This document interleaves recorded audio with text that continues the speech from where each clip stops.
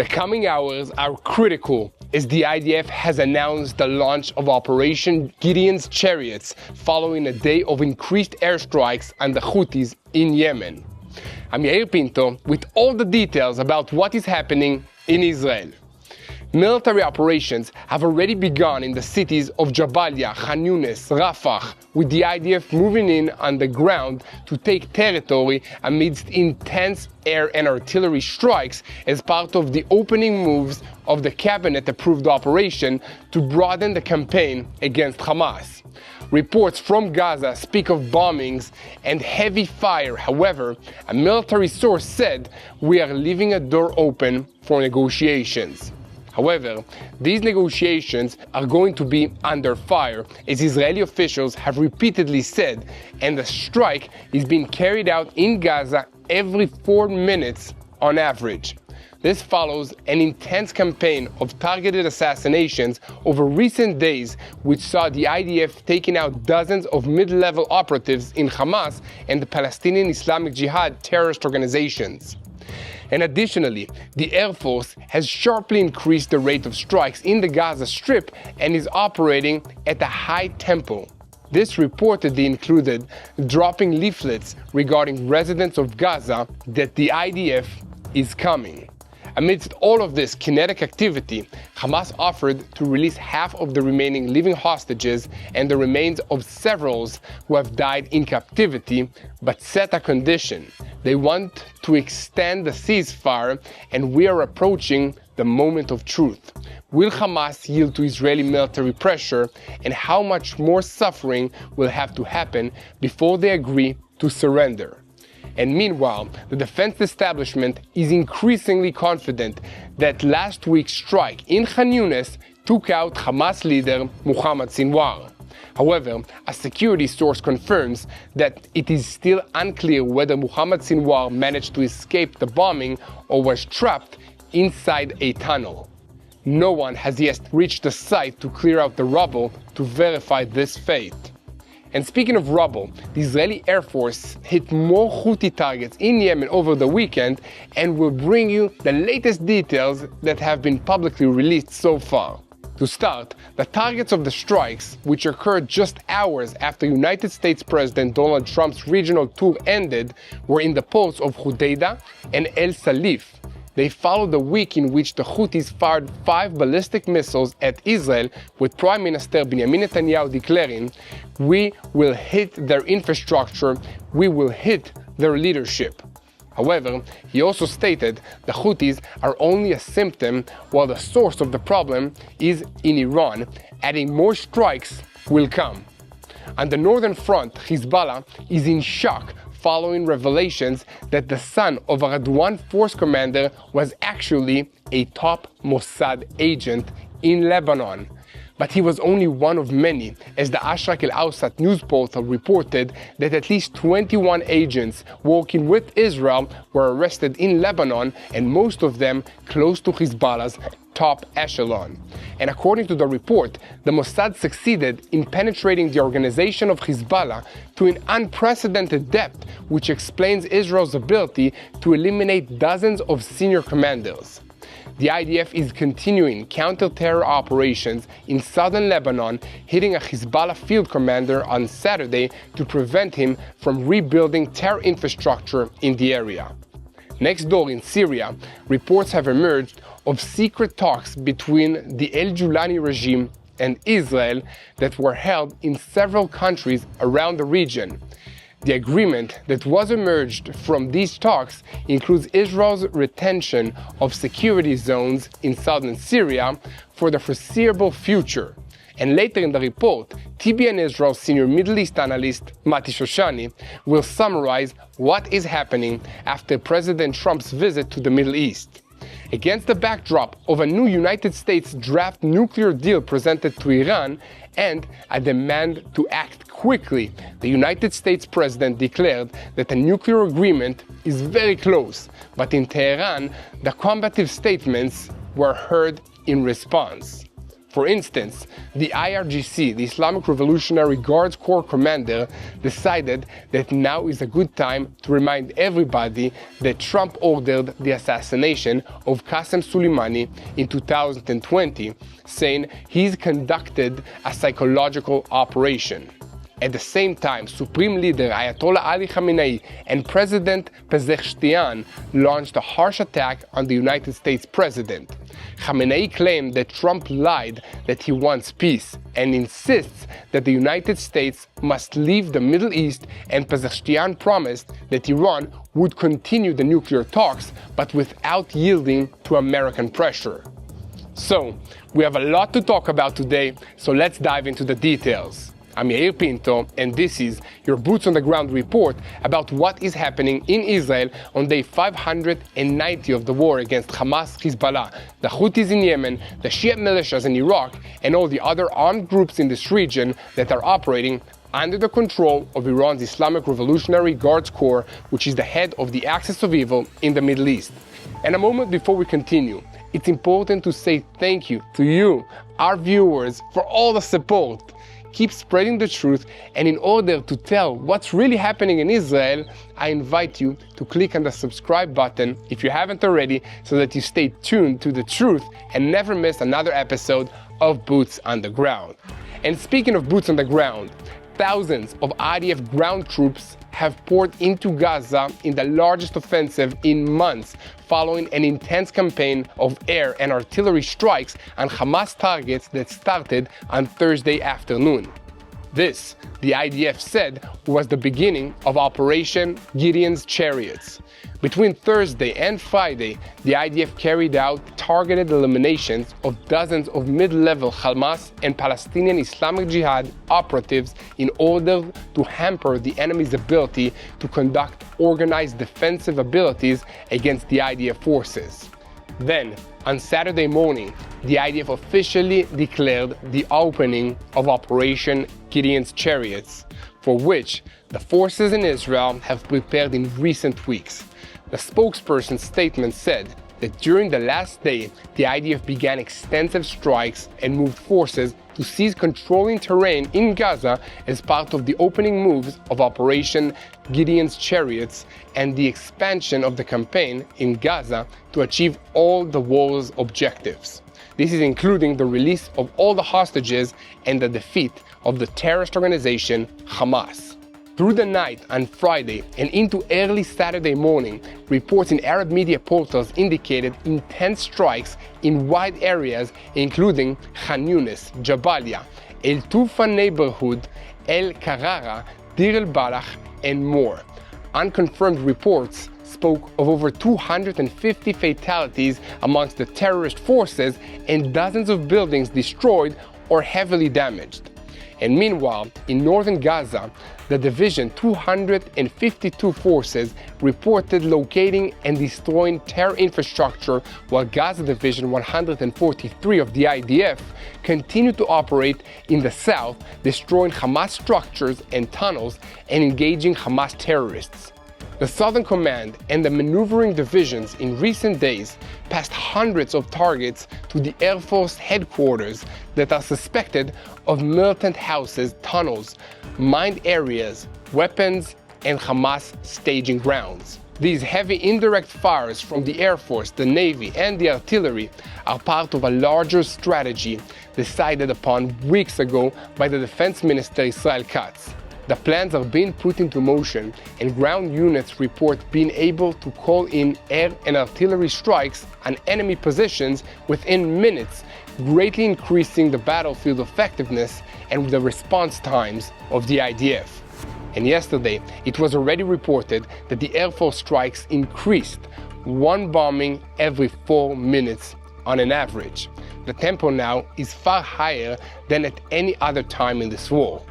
Now, speaking of airstrikes, let us recall that last week, the Israeli Air Force struck a Hamas tunnel network built underneath the European hospital in Khan Yunis in the Gaza Strip because there was intelligence information that Hamas leader Mohammed Sinwar was inside the tunnel.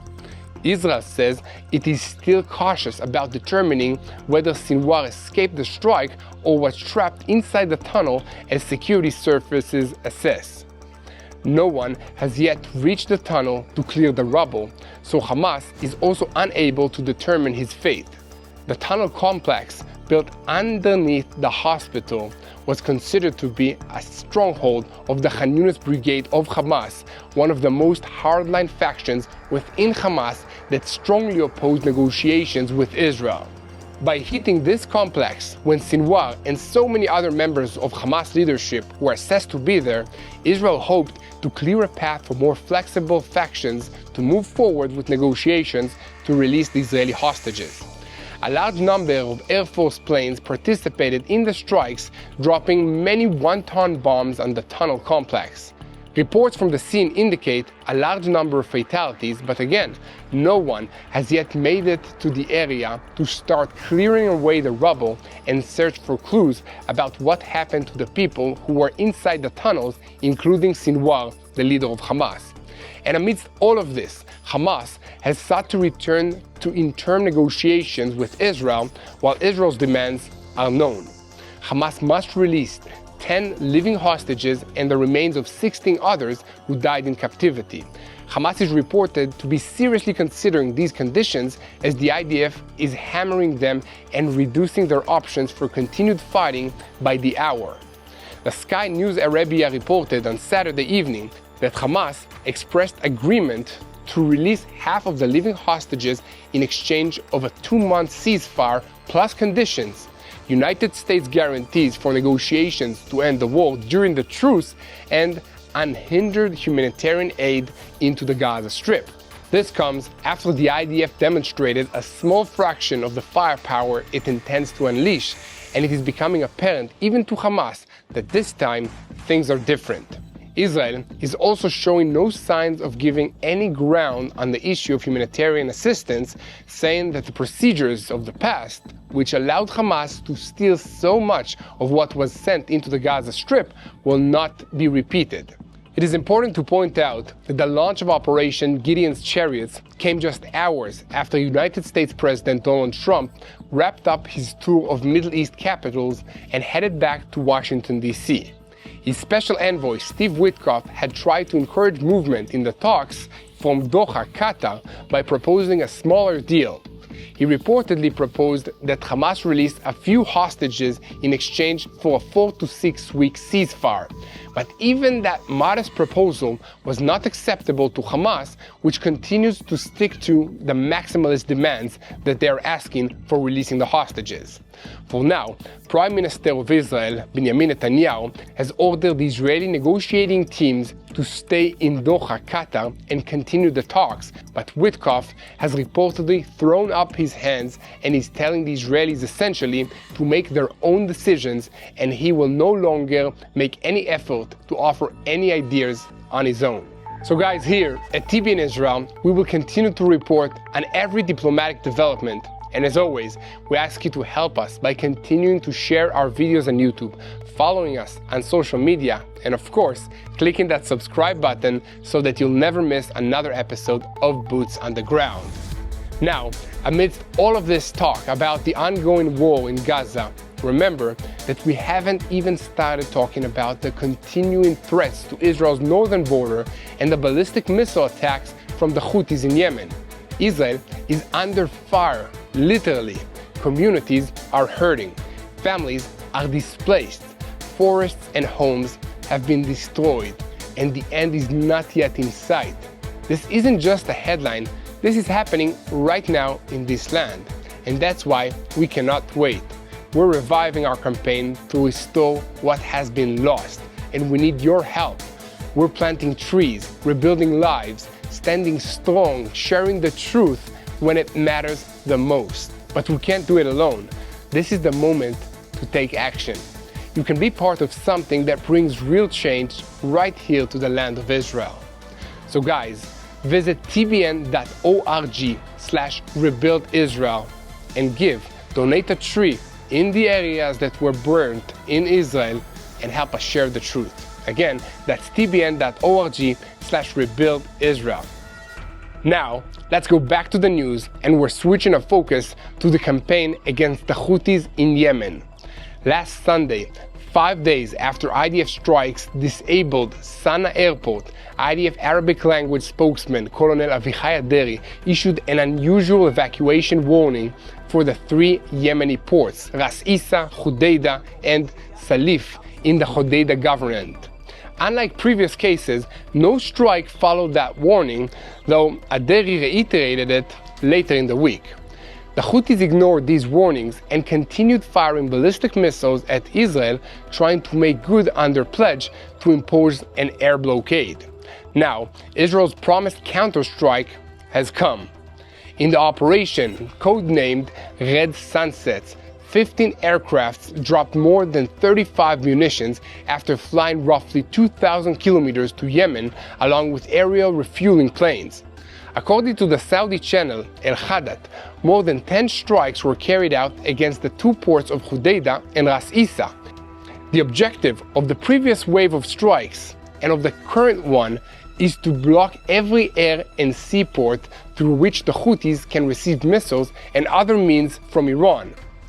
Military sources state that the ports, which is a source of a Houthis' force buildup, were hit several times, especially Hudaydah port, and are now out of operation.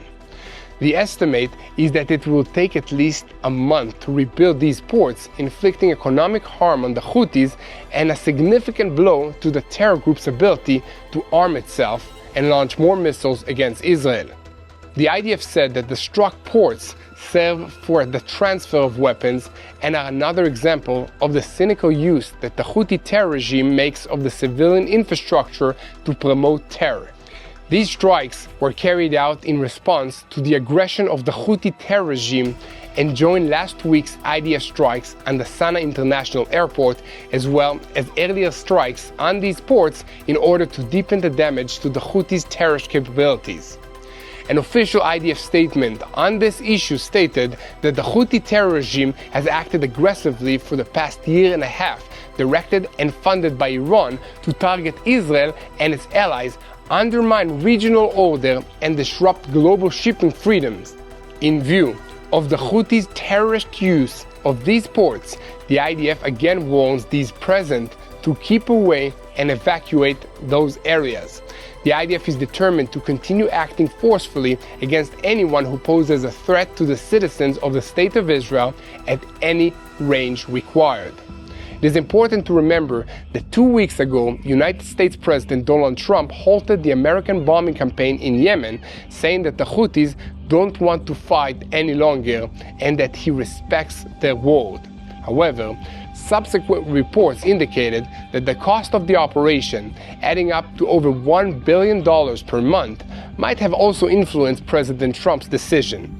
In any case, the Israeli Air Force struck the Yemeni ports only hours after President Donald Trump completed his Middle Eastern trip, and to give a little background on this, Israel was drawn into the confrontation with the Houthis without sufficient intelligence background and with challenging operational range of more than 2,000 kilometers away from Israel. Therefore, Israel chose targets where it could exert maximum influence with minimal strikes capability, repeatedly disabling Yemen's sea and airports. In this way, Israel hopes to immediately impact the Houthis' state and economic capabilities to try and convince them to stop firing ballistic missiles at the Jewish state. Yet, if we listen closely to the messages from the Prime Minister and the Defense Minister of Israel, the Jewish state is already preparing the next step, not only infrastructure targets, but apparently senior to mid-level assassinations of the leadership of Houthis. Over the weekend, Netanyahu declared that we will not sit idly by and let the Houthis strike us. We will hit them much harder, including their leadership. And Defense Minister Israel Katz added, if the Houthis continue to fire missiles at the State of Israel, they will be hit hard and we will strike their leaders, just as we did to Muhammad Def and to Sinwar in the Gaza Strip, also to Nasrallah in Beirut and to Hania in Tehran. So we will do it to Abdul Malik al-Houthi in Yemen as well. Everyone knows that when Israeli officials speak, they mean what they say, and I can easily imagine that anyone who works close to Abdul Malik al-Houthi is now looking for excuses to go check out something in another building, or maybe go for a lunch break somewhere far, far away. No one wants to be standing next to a man who has a target on his head. In any case, here at TBN Israel, we will continue to report on every development regarding the battle against the Houthis in Yemen. Before we go to TBN Israel's senior Middle East analyst Mati Shoshani, who will tell us what happened this past weekend in our Middle Eastern neighborhood and how the United States-Iran talks are progressing, I want to ask you to keep spreading the truth, share these videos on YouTube, and follow us on social media. But if you look for Yair Pinto or Mati Shoshani accounts, make sure to only follow official accounts and subscribe to TBN Israel on YouTube. Now, Mati, Iran's supreme leader Ali Khamenei sharply attacked United States President Donald Trump following his regional visit, saying that Trump lied when he declared that he wants peace, and adding that the United States must leave the Middle East, and it will. So Mati, what remains after Trump's visit, and where do we stand? It has been quite a weekend here for Iran, for Israel, for the US, and of course, for our good friends, the Houthis, here in this part of the world. It's been an interesting weekend when it comes to the negotiation between the American government and the Iranian government. And the hot topic has been, will we be able to reach an agreement that includes completely dissolving the Iranian desire, push, technology, and facilities pushing for nuclear capabilities, or will they maintain those and refuse to go to an agreement? This weekend saw the first time that the US presented the Iranians with a written work paper or worksheet that explains or outlines the next steps of this agreement. And the main points here are very interesting, and they're very much in line with what that administration has been saying for weeks. It means we're completely removing the ability of the Iranians to enrich uranium. We're completely eliminating and pulling out of the country any enriched uranium that's already been manufactured beyond what's necessary for civilian purposes, i.e. electricity production. And of course, we're removing the facilities themselves, and then to benefit them or to give the carrot to the Iranians, the sanctions that are on Iran will be immediately dissolved in phase 1.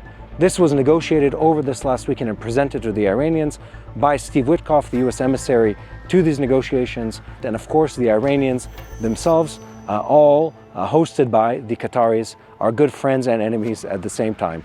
You can check out, by the way, an entire episode we did on this topic, because there's a lot to take in on the topic of the Qataris. Anyway, so what happens here? The Iranians receive for the first time this term sheet that says this is what the US is willing to do. The Iranians immediately respond and say, we will not give up on our centrifuge facilities, and then they backtrack a bit. The official statement is, we insist on maintaining the ability to enrich uranium, and then you hear this subtext coming out from different advisors to the government that says, look, we are open to the option of, and then they go down the line of, if you remove all the sanctions and if you give us what we want, we're willing to, and we will consider doing what you're saying, which is completely giving up on enriching uranium and the ability and facilities to enrich uranium. They would export whatever they have in the country right now that's enriched beyond the level that is needed, and then when they need any kind of enriched uranium to manufacture electricity in nuclear power plants, they'd be able to import that from one of several possible countries. Saudi is on the top of the list currently, but also Russia was mentioned in past weeks. Is this a big jump forward? I think it is. It's just done in a very subtext and very quiet manner that makes it unclear whether there has been progress made. But if you think about it, the Iranian statements in the weeks up till now have been very combative. We will refuse to, we will not succumb to US pressure, we will not do this, we will not do that. Very, very strong language, very violent language against the US and its allies. And now they're toning down their messaging quite a lot. And that gives you an idea that the Iranians are inching towards an agreement. The next couple of weeks are supposed to see exactly that. Another round and then another round of direct negotiations, talking through the technical points that will lead to the next phase of this agreement. It looks like, to all effects, like we're going towards an agreement, that eliminates most of Iran's ability to enrich uranium. It depletes them of the current enriched uranium stockpiles that they have in the country, and brings this community that we're in this Middle Eastern neighborhood, to a new and good place. Now let's contextualize all of this. This is all happening at the wake of President Trump's visit to the Middle East, time that he spent in Saudi, in the UAE, and of course with the Qataris. And all of this is very interesting because that visit saw some of the biggest business deals and military equipment deals that have ever been seen in this region, and I dare say even worldwide up till now. And Iran is looking at all of this and asking itself a question: do I want to try and get on this gravy boat right now, or do I want to gamble and see where I'll be at in several weeks when the US administration has deals to show from their visit to the Middle East, and they've moved on from this topic, and yet the military presence remains in this region? Things get even more complicated because in the US, there have been multiple political calls from, we're talking senators and congressmen calling on the US government to take the military route against the Iranians, warning that this is a weakened agreement and that the draft presented is a version of what we saw 10 years ago in 2015 that allowed Iran to continue enriching uranium, even though the agreement prohibited them from doing exactly that. Multiple other countries hold the same sentiment. European countries such as the UK and France warned the US against entering this kind of agreement. And of course, on the top of that list is one country, my country, Israel, that has been warning the US time and time again, saying this agreement will not prohibit and not prevent the Iranians from pushing for nuclear capabilities. It's not strong enough, it's too weak of an agreement to enforce what you're expecting will take place, and you must consider the military option. And it's an interesting question. Will Israel pursue military action against the counsel of the US, against the desire of the US administration? I'm not sure, and I think it's not clear where we're going right now on this topic, but there's a whole lot of pressure coming from within Israel, both publicly and behind closed doors, and within elements in the American political system and other international countries, all pressuring the US and saying this agreement is not strong enough in its sanctions, it's too easy on the Iranians, and trust us when we tell you they are not to be trusted. And the Iranians, by the way, have given Israel and the US multiple reasons throughout the years to distrust their ability or their desire to follow through on these agreements. They're masterful negotiators. They've twisted the word. They've played with the sanctions. They've played within the boundaries of the supervision of their nuclear capabilities time and time again for over a decade at this point. And the international community knows that it's very hard to stay on top of what the Iranians do, especially when people get bored with this topic and move on to the next one. And then Iran starts inching towards more than what the agreement allows them.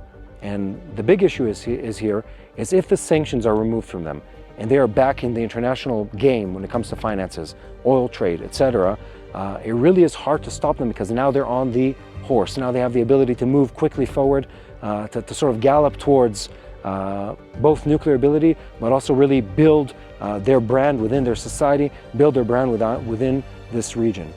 My hope is, and I think most people in Israel share this sentiment, is that the agreement is much stronger than it's currently presented. And not only that, that Iran commits to not using proxy warfare anymore, which is part of this agreement. And not only that, that there's a very substantial snapback mechanism within the agreement that prevents them from going back to financing terrorism, violence, exporting weapons, technology, etc., as they've been doing for countless years throughout the world. Not just in the Middle East, by the way, but throughout the world altogether. One last thing to bear in mind is the military option. Is Israel able to still carry out a military attack against Iran? And the answer today, Sunday, is yes, because there's still US backing in this region, but there's a window of opportunity that is quickly closing. And that window of opportunity was created by multiple Israeli attacks on Iranian facilities that knocked out a bunch of their air defense systems and the radar systems connected to them. These, to remind you, are Soviet systems that were sold to the Iranians. And right now, we still know we have air superiority, as then we could fly into Iran and with very little resistance, bomb some of the targets. The US knows this, Israel knows this, and Iran knows this. But will this window of opportunity exist in 6 months? That is a big question mark that we don't have an answer for. And that's where Israel is concerned. We want to make sure that if we choose to take the military course of action, we can do it while reaping the benefits of all the damage we've done to Iranian defense systems in the past 18 months. And that's where we are left today. The US presents a bold new term sheet to the Iranians saying this is what is going to take to reach an agreement. Iran pushes back but somewhat accepts it in an unofficial way. And all that time, Israel and several other members of the American political system and of course the international community look on all of this with a great deal of concern, saying we have to be cautious of what Iran will do because they are not to be trusted. And if a military action is on the table, we need to take it now while we can still benefit from what's been done to Iran and its proxies in this last war. Now back to Yair Pinto at the studio. Thank you very much, Mati Shoshani. That helped us a lot to understand what's going on here. And now, we shift our focus to Israel's northern arena, where the Lebanese Shiite terrorist organization Hezbollah is suffering yet another crushing blow, and this time they can't blame anyone else but themselves. Lebanese singer Muhammad El-Hadi Salah, who is closely identified with the Hezbollah terrorist organization, is accused of passing intelligence information to Israel in exchange for tens of thousands of dollars. An indictment filed against him this week was accompanied by reports that some of the information that he passed was used by Israel to target and eliminate the senior Hezbollah commanders. Salah, from Beirut's Dahya neighborhood, is to be trialed on several counts of spying for Israel and related charges. Proceedings began on Wednesday before a military investigating judge. Rumors of his arrest and the trial had circulated on social media reports for weeks, with some outlets quoting Hezbollah sources confirming them. One source said that the singer had worked for Israel for several months, receiving $23,000. Phone searches also allegedly found evidence for cooperation with Israel. His family initially denied the reports, but the trial brought more revelations, including evidence that the intelligence that he provided allegedly led to the elimination of senior Hezbollah figures such as Hassan Badar and his son Ali, as well as several other high-profile strikes. However, if it is true, he's not the only Hezbollah supporter who is willing to sell out his comrades. And we saw some more proof of that over the weekend. The IDF spokesperson confirmed that an aircraft struck and terminated a commander in Hezbollah's Shaqif sector over the weekend. The targeted individual was engaged in attempts to rebuild the organization's terror infrastructure in the area, and this is according to the IDF, which added that such activity violates the Israeli-Lebanon understandings.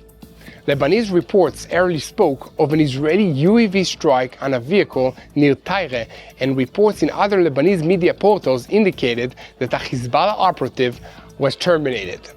Other strikes were reported in Al-Dakhira, Aita al-Shaib, and Yarun areas in Lebanon. This followed last Wednesday's strike on a Hezbollah operative named by Lebanese media portals as Hussein Nameh, the commander of the Kabarika sector. So guys, here at TBN Israel, we will continue to report on every development on the Hezbollah front. And as always, we ask you to keep spreading the truth, share, and follow us. And above all, pray. Pray for our soldiers that are fighting to defend this region and us personally, wherever we are, so that we can have normal lives. Pray for all the hostages that are kept in the Gaza Strip by Hamas to come home healthy, mentally and physically. Pray for all those that are affected by these terrorist organizations, and I'm talking about the people of Yemen, the people of the Gaza Strip, the people of Lebanon, and the people of Syria. Pray for them that they will be released from bad leadership and from these terrorist organizations. Most importantly, unite in prayer for the peace of Jerusalem, this city behind me, and together God will win this war. Thank you so much.